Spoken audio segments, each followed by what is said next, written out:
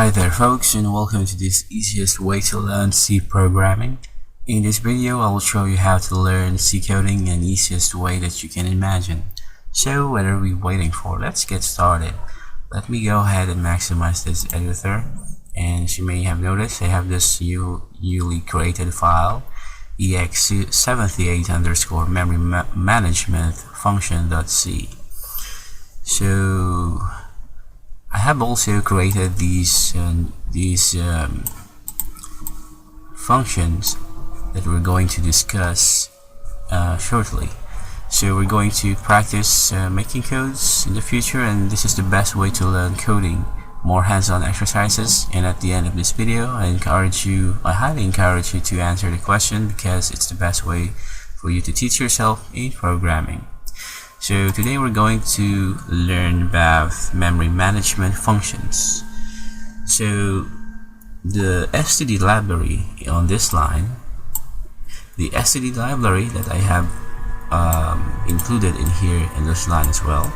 So the std library includes memory management functions.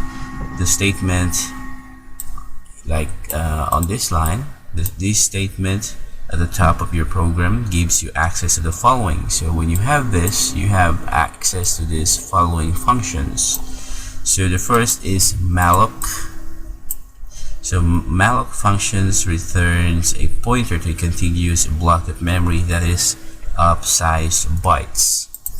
And second one is the calloc.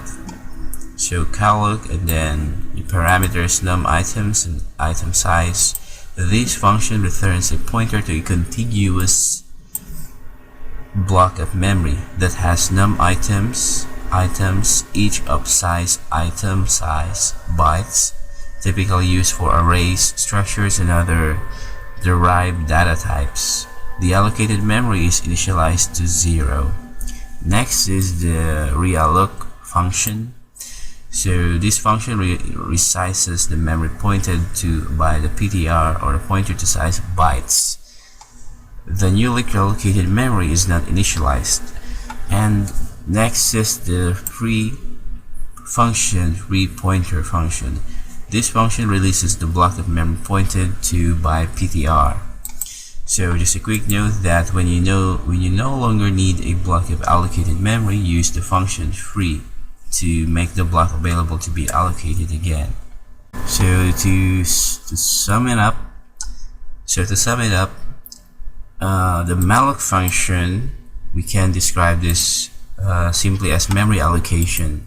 The calloc function, we can simplify this by just a custom allocation, and the realloc function is more like a reallocation. And the free function, lastly, the free function is like free allocation. So that's how you can simplify it.